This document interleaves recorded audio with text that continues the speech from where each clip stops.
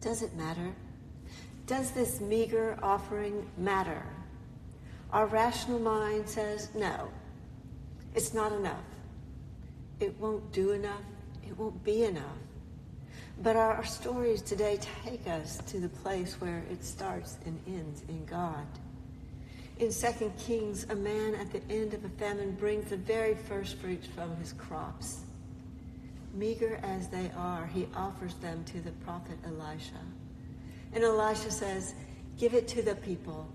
Let them eat." The man looks at the offering, and he looks at the hungry people, and doubt shows on his face. Elisha says again, "Give it to the people and let them eat." And the same thing happens when Jesus and the disciples are faced with this growing crowd of thousands, and there is not enough for them to eat. It's late, they need food. And Jesus asked Philip, "Where are we going to buy bread for these people to eat?" And Philip, having already sized up the situation, says, 6 months' wages would not buy enough bread for each of them to get a little. Then Andrew excitedly brings a young boy who has 5 barley loaves and 2 dried fish. It's poor person's traveling fare. And Jesus takes that meager gift and starts his prayer. He gives thanks to God. The prayer he would have prayed is a blessing prayer, not blessing the food, but in traditional Jewish form, the prayer blesses God. "Blessed are you, O Lord our God, King of the universe, who brings forth bread from the earth." Blessed are you, O Lord our God, King of the universe. Jesus blesses God, and God blesses the offering. In both stories, the offering is blessed by God, and there is more than enough for all the people to eat. There are even leftovers. In our rational minds, we cannot comprehend this. We, like Philip, have doubts. The math doesn't work. We struggle to understand that God only knows how much. We struggle to understand that God only knows how to make things grow exponentially. Everything grows, becomes more and more in God. And the only thing that can inhibit the possibility of growth is our own smallness of thought and belief. So I want to share with you a story I came across about a little girl named Hattie Mae Wyatt, who lived in the 1880s in Philadelphia, down the street from Grace Baptist Church. Hattie knew the Baptist church did not have a big enough Sunday school for the children, and she started to save her pennies. She tucked them away in a small little pouch in her room. When she died a short time later, the pastor from that church was called to do her funeral. Her parents gave the pastor that pouch of pennies and told him of her dream for a large Sunday school for the children. The pastor took the gift of 57 cents back to the congregation, told her story, and the people purchased her pennies, raising $250. We must remember that this was the 1880s, so for a little girl to save 57 cents meant she gave up a lot. And today that 57 cents would be worth over $15. We can't in our mind make the comparison because we didn't live in the economics of the time. Today, that $250 would be worth thousands of dollars. Of the people who bought the 57 pennies, 54 gave them back to the preacher. As the story spread, the local bank board heard about Hattie's dream and offered the church a loan with the 57 cents as collateral. The new church was built big enough for the children to have an ample Sunday school.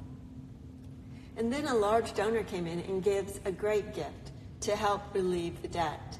It is the biggest gift they received at the time. The only caveat the donor had was that they not call it Grace Church. So with a new church building came a new name, the temple. When the land was purchased, it had a house on it. In the house, they started a school, and that school grew and became Temple University. They also went on to found a hospital, then 2, then 3, and the gift continued to multiply and impact the lives of others in their community and the world. If one dares to dream God's dream, dedicates oneself to God's dream, and blesses God with God's own gifts, miraculous things occur. God manifests more. Through Hattie's big dream and her meager gift, hundreds of thousands, perhaps millions of lives have been touched through Temple University and through the graduates of its many programs, not to mention the lives that have been touched, healed, and saved through the hospitals. And let's not forget all the children who have grown in knowledge and faith in God because the Sunday school room was larger. These stories speak of how God can take meager offerings, multiply them in ways we don't even begin to understand. And sometimes it is very miraculous how it happens. And sometimes we can trace it logically, but we don't have to have logic to know that a good deed is done. Our offerings can change the world. As we continue to build and nurture God's kingdom here at Good Shepherd, I pray that we begin with God. Blessed are you, O Lord our God, remembering our life begins in faith right here, right now, together. We begin with the belief that the most meager gift will have an impact. We hold on to the hope that God will take whatever we offer, whether it be time or money or resources, and God will manifest and multiply it as only God can do. Take a moment to reflect. How has your life been touched here at Good Shepherd?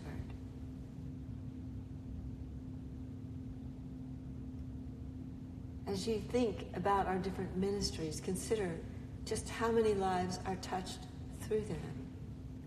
Our fish ministry of delivering over 30 boxes of food to families, touching lives, and having done that since the 1970s. Martha's Kitchen, which goes out every other week, taking meals to people, touching lives, bringing cheer. Family Promise, where we house our homeless families, and those can be as small as 2 people, 1 person, to 6 people. And it's usually 4 families. Not to mention all the lives that we touch and come in contact with through the other groups that come and help and support Family Promise with us here, as the other church groups come in and bring dinners and meals. And Justice Knox, where we join with the rest of the community, the spiritual community in Knoxville, who are engaged in justice work. We stand for justice, touching the lives, making a difference. And so many lives are touched and changed, beginning with each of our own lives. That young boy offered what he had. Andrew had faith and hope in the gift. Jesus blessed God for the offering. So when we gather here each week, lift up our offering to God along with our hearts, our hope, and our faith. We are blessing God for the gift we have received to begin with. It is the gift of our hearts humbly offered in love, which are most treasured by God.